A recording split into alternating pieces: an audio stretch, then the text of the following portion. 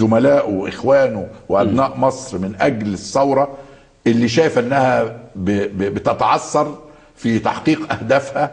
وطبيعي ان الشباب يكون غاضب في تعابيره عن نفسه. انا لا اعجب حينما يغضب الشباب او يعبر عن نفسه بهذه الطريقه الغاضبه.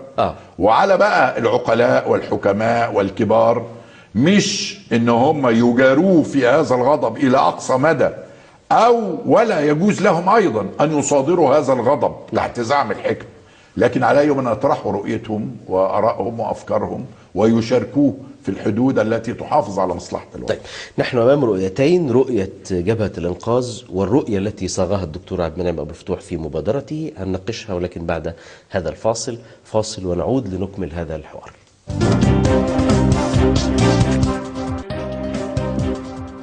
أهلا بكم من جديد في هذا اللقاء مع الدكتور عبد المنعم أبو الفتوح، رئيس حزب مصر القوية والمرشح الرئاسي السابق. دكتور أهلا بك من جديد.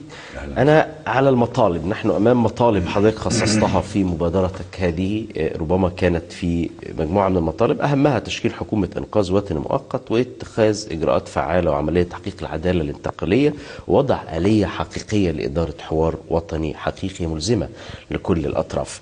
هذه المطالب التي وضعتها في مبادرتك، وهناك مطالب لجبهة الإنقاذ فيها موضوع حكومة إنقاذ، لكن فيها موضوع تعديل الدستور، تشكيل لجنة لتعديل الدستور. ده المطلب الثالث، لأنه مش بس تعديل الدستور وقانون وفتح كل ملفات اللي هي عليها خلاف واللي احنا نفسنا مختلفين عليها مع الحزب الحاكم والسلطة. من ضمنها الدستور طبعا. دستور احنا الناس اللي رفضنا اصلا الدستور وطالبنا بان احنا نقول والناس تقول لا فيه، وبالتالي عندنا تحفظ ورغبه في تعديل عدد من المواد.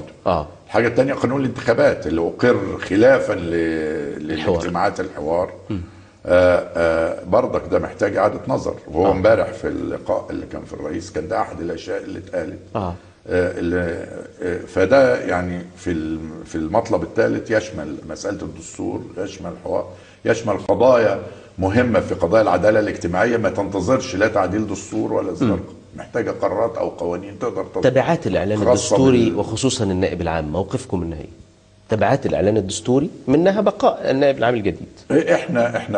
احنا من وجهه نظري ان النائب العام الجديد يستطيع، وده مسألة تخص القضاء، يحلوا الإشكال بتاعه بتطبيق النص اللي جه الخاص بالنائب العام في الدستور. وهو أن المجلس القضائي الأعلى هو الذي يرشح ثلاثة، فالرئيس يختار أحدهم ويطلع بقرار. وأنا أتصور أن دي مسألة تخص القضاء.